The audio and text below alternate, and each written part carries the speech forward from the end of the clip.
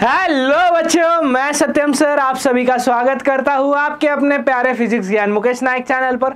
तो चलो, last lecture में हम लोग ऑप्टिक्स में टोटल इंटरनल रिफ्लेक्शन पढ़ रहे थे, जिसका कि मैंने आपको बेस पूरा बता दिया था। उम्मीद है आपको वो सारी चीज़ें क्लियर होंगी, क्योंकि टोटल इंटरनल रिफ्लेक्शन एक इंपॉर्टेंट कॉन्सेप्ट होता है। ठीक है, क्या क्या देखा था हमने लास्ट लेक्चर्स में? टोटल इंटरनल रिफ्लेक्शन में एक कंडीशन बताया था मैंने आपको। सबसे पहले तो टोटल इंटरनल रिफ्लेक्शन मतलब क्या? जब लाइट डेंसर से रेयरर ट्रैवल कर रही है मीडियम में, तभी ये वैलिड है। कब? जब लाइट डेंसर से रेयरर मूव कर रही है, तभी ये केस वैलिड है। अच्छा, होता क्या है, जैसे जैसे एंगल ऑफ इंसिडेंस बढ़ाएंगे, एंगल ऑफ रिफ्रैक्शन ज्यादा बढ़ता है, क्योंकि whenever light travel from denser medium to rarer medium, it bends away from normal. और ये क्यों बेंड होता है अवे फ्रॉम नॉर्मल, इसका हमने देख लिया था लास्ट। ठीक है, तो ऐसा बेंड होते होते एक एंगल ऐसा आ जाता है कि लाइट जस्ट टच करके जाता है सरफेस को, उसे हम लोग ग्रेजिंग कहते हैं। और उस केस में जो एंगल ऑफ इंसिडेंस होता था उसे हम लोग क्रिटिकल एंगल कहते हैं। सो उसे आप थीटा सी या आई सी दोनों से भी डिनोट कर सकते हो, जिसका फॉर्मूला आया था mu R by mu D, sine theta C या sine I C is equals to mu R by mu D. Where अगर रेयरर मीडियम आपका एयर है तो आप म्यू आर का वैल्यू 1 ले लो तो भी चलता है। ठीक है, so it will be 1 bye mu D. तो अभी हमें आगे क्या देखना है? अभी हमें आगे देखना है कि इसमें क्या क्या डेफिनेशंस थे। मैंने आपको डेफिनेशंस नहीं बताए थे, जानबूझकर बाकी रखे थे डेफिनेशंस को। ठीक है, देखो क्या बोला है, total internal reflection the angle of incidence in the denser medium for which angle of refraction in the rarer medium is 90 degree. Yes, ऐसा एंगल जहां पर angle of incidence denser medium में आएगा और रेयरर मीडियम में angle of refraction कितना आएगा? 90 degree आएगा। उस एंगल को हम लोग क्या कहते हैं? क्रिटिकल एंगल कहते हैं। देन टोटल इंटरनल रिफ्लेक्शन क्या होता है? वैसे हमने ये बहुत अच्छे से पढ़ लिया है, बट डेफिनेशंस वगैरह देखना जरूरी होता है। ठीक है, टेक्निकल टर्म्स में, it is the phenomena when a ray of light travelling from denser medium is incident at the surface of rarer medium such that angle of incidence is greater than critical angle for a pair of media, the ray is totally reflected back into the denser medium। मतलब ऐसा pair angle का जहां पे रे आपका पूरा का पूरा रिफ्लेक्ट बैक हो जाएगा उसी डेंसर मीडियम में। इस चीज को हम लोग कहते हैं टोटल इंटरनल रिफ्लेक्शन। मतलब क्या है ना, कि अगर जब भी आप angle incident ray critical angle पर डालो, तो क्रिटिकल एंगल से ज्यादा जितने भी एंगल आएंगे सब पे आपको रे बाहर नहीं जाएगा मीडियम में, मतलब रेयरर में नहीं जाएगा, डेंसर में ही वापस आएगा। उसे हम लोग कहते हैं रिफ्लेक्शन। ठीक है, देन इसके क्या क्या नेसेसरी कंडीशंस होते थे? एक कंडीशन तो डेंसर टू रेयरर, और दूसरा एंगल क्रिटिकल से ज्यादा होना चाहिए। इससे ज्यादा क्या ही होगा, पढ़ लेते हैं। Two necessary conditions for total internal reflection to take place are the light must travel proceed from denser medium to rarer medium. ये सबसे इंपॉर्टेंट है। क्रिटिकल एंगल तो सेकेंडरी चीज है। अगर डेंसर टू रेयरर जाएगा ही नहीं तो क्रिटिकल एंगल को क्या लेके बैठोगे भाई? कोई फर्क नहीं पड़ेगा। Then angle of incidence in a denser medium should be greater than critical angle for the pair of media in contact. दो कंडीशन सिंपल है, और ये आपको एमसीक्यूज में भी इंपॉर्टेंट है, थ्योरी में भी इंपॉर्टेंट है, कि डेंसर टू रेयरर और angle of incidence is should be greater than critical angle. Critical angle क्या होता है, कैसे निकालना है, वो लास्ट लेक्चर में हमने देख लिया। इसके कुछ एप्लीकेशंस होते हैं जो आप बस नाम याद रखो तो आपका काम बन जाएगा, बट हम थोड़ा सा डेप्थ में जाके देख सकते हैं इन्हें। ठीक है, नॉलेज पार्ट ऑफ व्यू से देखो। ऑप्टिकल फाइबर सबसे पहला एप्लीकेशन होता है इसका, ऑप्टिकल फाइबर। जो मैंने लास्ट लेक्चर में आपको कुछ बताया था कि नेटवर्क वगैरह जो कनेक्शंस वगैरह होते हैं, वो जो ट्रैवल कर रहे होते हैं, उनका लॉस नहीं होने देना है, पूरा का पूरा अंदर ही आना चाहिए, लॉस नहीं होना देना है। तो हम लोग ऑप्टिकल फाइबर यूज़ करते हैं मोस्टली। अभी इंटरनेट वगैरह जो कनेक्टिविटीज़ होते हैं ना, उनमें क्या यूज़ किया जाता है? उनमें ऑप्टिकल फाइबर्स ही यूज़ किए जाते हैं मोस्टली। देखिएगा आप, अंदर कांच के जैसा वायर होता है। अच्छा, प्योर ग्लास नहीं होता है, वो तो टूट जाएगा प्योर ग्लास होगा तो।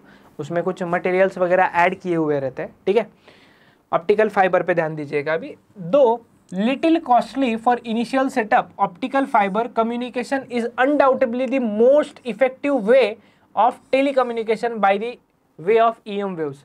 ये सबसे इफेक्टिव वे है। ठीक है, भले ही कॉस्टली है इनिशियली, बट फिर ठीक है, लाइफ वगैरह भी अच्छी होती है एज कम्पेयर टू पहले वाले मटेरियल से। कंस्ट्रक्शन कैसे किया जाता है इसमें देखिएगा। इसमें सबसे पहले अंदर वाला जो पार्ट होता है ना, अंदर, उसे कोर कहते हैं। क्या कहते हैं? कोर। अंदर वाले पार्ट को कोर कहते हैं। देन कोर के ऊपर क्लैडिंग होता है, कोर के ऊपर क्लैडिंग होता है। देन उसके ऊपर बफर एंड जैकेट होता है, बफर कोटिंग और जैकेट होता है। कोर, उसके ऊपर cladding, then buffer coating and then jacket. ऐसे 4 लेयर्स में होता है वो। कोर सबसे इंपॉर्टेंट है हमारे लिए। An optical fibre essentially consist of extremely thin, transparent and flexible core surrounded by optically rarer flexible cover called as cladding. मतलब कोर जो है वो क्लैडिंग से कवर हो रहा किया हुआ रहता है, जबकि क्लैडिंग जो है वो एकदम फ्लेक्सिबल पार्ट होता है, रेयरर मीडियम कहलाता है। और कोर थोड़ा सा हेवी होता है, मतलब उसे डेंसर कहला जाता है। मतलब क्या, कोर जो है वो डेंसर मीडियम हो जाता है, और उसके ऊपर वाला जो लेयर है ना क्लैडिंग वाला, वो क्लैडिंग को आप रेयरर मीडियम कह सकते हो। क्या कह सकते हो कि क्लैडिंग को रेयरर मीडियम कह सकते हो आप, ठीक है। Then this system is coated by a buffer and a jacket for protection. Buffer और जैकेट का इसमें कोई काम नहीं है। TIR में बफर जैकेट तक जाने की जरूरत नहीं है, वो बस प्रोटेक्शन के लिए होते हैं। कोर अंदर वाला पार्ट और क्लैडिंग बस डेंसर रेयरर, बस इतना ही होता है। Entire thickness of the fibre is less than 0.5 millimetre. 0.5 millimetre मतलब 0.5 मिलीमीटर से भी कम होता है। एंटायर सिस्टम, पूरे सिस्टम का थिकनेस जो है फाइबर का वो कितना, 0.5 mm से कम, ठीक है। Number of such fibres may be packed together in outer cover. ऐसे नंबर ऑफ फाइबर्स पैक किए जा सकते हैं आउटर कवर में। ये आपको थ्योरी में भी नहीं पूछता है ज्यादा करके, ठीक है। इसका वर्किंग क्या होता है अभी देखो ना। Core denser medium, cladding rarer medium, denser to rarer travel करेगा। TIR की पॉसिबिलिटी है। जब भी एक आपको ट्रिक बता देता हूँ, TIR कब कब हो सकता है क्वेश्चंस वगैरह में। जब भी आपका लाइट डेंसर से रेयरर ट्रैवल कर रहा हो तो ध्यान में रखिएगा कि 100% TIR एक बार चेक कीजिएगा, हो रहा है नहीं हो रहा है, ठीक है। TIR हो रहा है तो फिर TIR से क्वेश्चन सॉल्व करना है, नहीं हो रहा है तो फिर नॉर्मल रिफ्रैक्शन से आप सॉल्व कर सकते हो। An optical signal entering the core suffers multiple total internal reflection and emerges after several kilometers with extremely low and loss traveling with highest possible speed in that material। कितने speed से glass में, around 2 lakh kilometre per hour से emit, मतलब बाहर निकलता है। ये speed कम है, बहुत ज़्यादा स्पीड है। क्या है, बहुत ज़्यादा स्पीड है। हाँ, ऑल्दो लाइट की स्पीड इतना ज़्यादा नहीं है, लाइट का स्पीड अभी भी हाईएस्ट पे ही है, सबसे ज़्यादा है, उससे ज़्यादा नहीं है कोई चीज़। देन एडवांटेजेस क्या होते हैं, ब्रॉड बैंडविड्थ, मतलब फ्रीक्वेंसी का रेंज, ज़्यादा फ्रीक्वेंसी का रेंज मिलता है। देखो for TV signal optical fibre can carry over 90,000 channels at a time. 90,000 channels, जबकि पहले कुछ चंद थाउजेंड भी नहीं थे, बहुत कम चैनल्स कैरी कर सकते थे पुराने ज़माने में। Immune to EM interface, being electrically non conductive it is not able to pick up nearby electromagnetic signal. ये कंडक्टिंग नहीं होता है ना, नॉन कंडक्टिव होता है, तो नियर बाय इलेक्ट्रोमैग्नेटिक सिग्नल से उसे कोई फर्क नहीं पड़ता। ये बहुत बड़ी बात है, नहीं तो बाहर के सिग्नल से अंदर वाले सिग्नल को अफेक्ट हो जाए तो फिर प्रॉब्लम क्रिएट होता है हमारे वेव में।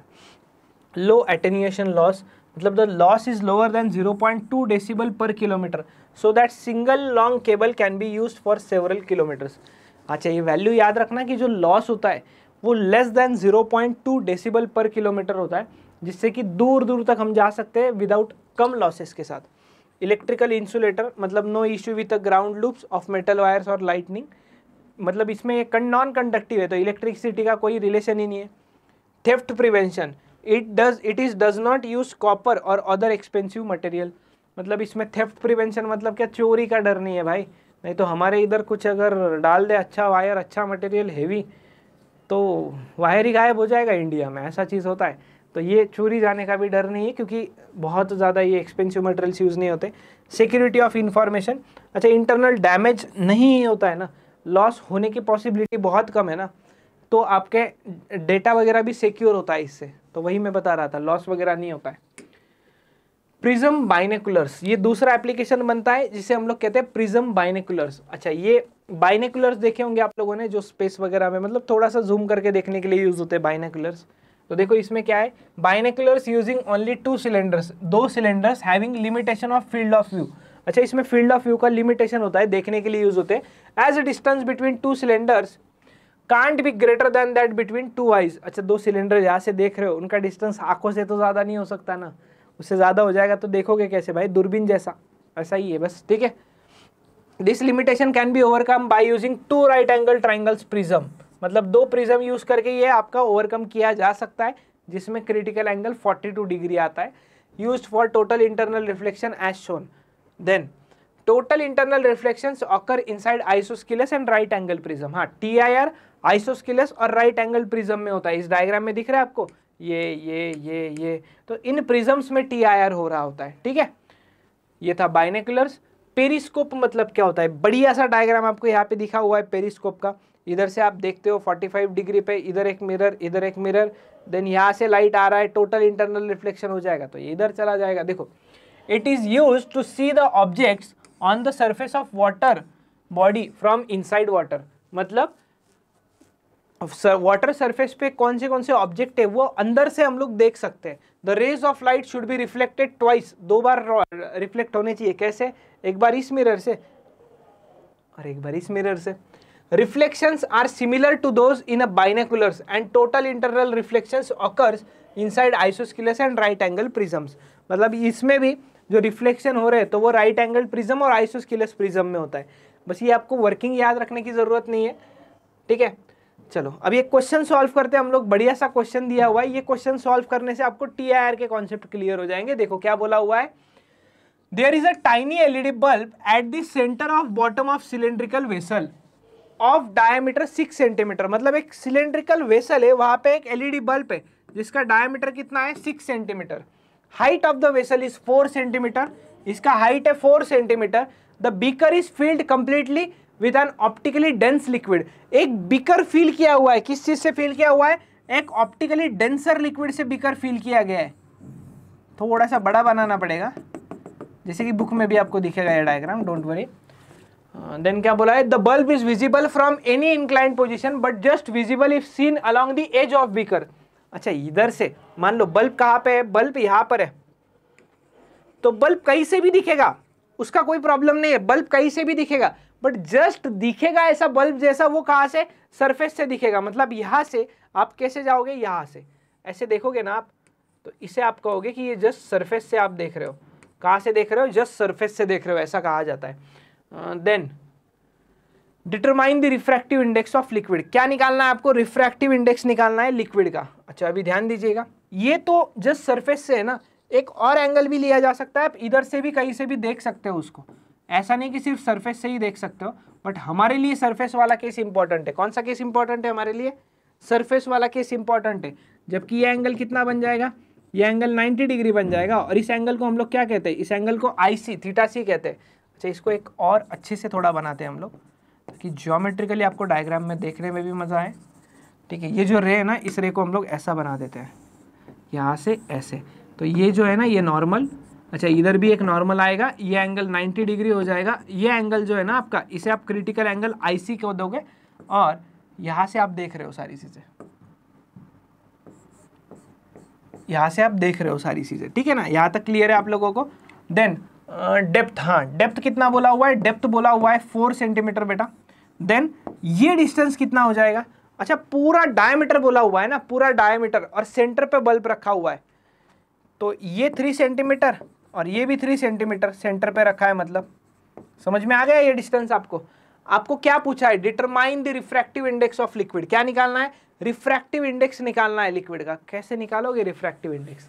सिंपल चीज़ है, ये एयर मीडियम ले लेना। ठीक है, एयर मीडियम मतलब ये रिफ्रैक्टिव इंडेक्स कितना हो जाएगा इसका? रेयरर मीडियम का 1, और ये हमें लिक्विड बोला हुआ है जिसका रिफ्रैक्टिव इंडेक्स आपको निकालना है, तो इसका रिफ्रैक्टिव इंडेक्स μd कह दो। ठीक है, अभी ये लाइट इधर से ट्रैवल कर रहा है ऐसे, तो मुझे बताओ यहाँ स्नेल्स लॉ लगा दोगे ना भाई? स्नेल्स लॉ लगा दो ना। स्नेल्स लॉ क्या होता है?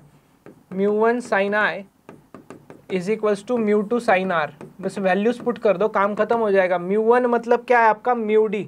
sin I मतलब ये IC हो जाएगा यहाँ पे, और ये साइड 3 है, ये साइड 4 है, तो ये साइड 5 आएगा। कैसे? अभी वो आपको सॉल्व करना पड़ेगा पाइथागोरस थ्योरम से। कैसे? पाइथागोरस थ्योरम से ये सॉल्व कर लेना। ये राइट एंगल ट्रायंगल दिख रहा है आपको, तो साइन IC क्या होता है? Opposite upon hypotenuse, so it will be 3/5। μ2 मतलब μr मतलब इसका refractive index 1 into sine 90 degree. Question खत्म हो गया बेटा। आपको μd चाहिए था, डेंसिटी ऑफ लिक्विड, तो ये आएगा 5/3। बुक में थोड़ा अलग तरीके से सॉल्व किया हुआ है, tan वैन यूज किया हुआ है, जरूरत नहीं है। मैंने आपको बताया जब भी रिफ्रैक्शन होएगा, क्रिटिकल कंडीशन तक आप रिफ्रैक्शन यूज कर सकते हो, इसके बाद एंगल बढ़ जाएगा तो वो रिफ्लेक्शन हो जाएगा TIR। तो ये रिफ्रैक्शन आप यूज़ कर सकते हो। रिफ्रैक्शन में मैंने आपको बढ़िया तरीके से बताया था कि स्नेल्स लॉ कैसे यूज़ करना है। तो चलो उम्मीद है आपको ये चीज़ क्लियर हो गई होगी, ठीक है, यहाँ तक कोई डाउट नहीं रहा होगा। इसके बाद जो अभी हम लोग पढ़ने वाले हैं ना, इसके बाद लेंस वाला पार्ट शुरू होने वाला है, जो कि बहुत इंपॉर्टेंट है और इसमें भी बच्चों को प्रॉब्लम जाता है, नहीं आएगा प्रॉब्लम, गारंटी है, ठीक है। तो चलो ये रिफ्रैक्शन फ्रॉम स्पेरिकल या कर्व सर्फेसेस हम लोग अगले लेक्चर में स्टार्ट करेंगे। यहाँ पर हम लोग रिफ्रैक्शन फ्रॉम प्लेन सर्फेसेस को खत्म कर देते हैं। अच्छा, रिफ्रैक्शन कर्व सरफेस से भी होता है क्या? यस, ऑब्वियसली होता है। जैसे रिफ्लेक्शन प्लेन कर्व से भी पढ़े, वैसे रिफ्रैक्शन प्लेन से पढ़ चुके, कर्व सरफेस से पढ़ना बचा हुआ है। तो चलो इस लेक्चर में मैं सत्यम भंडारी यहीं पर रुकता हूँ, हम लोग मिलेंगे अगले लेक्चर में। टिल देन पढ़ते रहिए, रिवाइज करते रहिए। Bye bye, take care.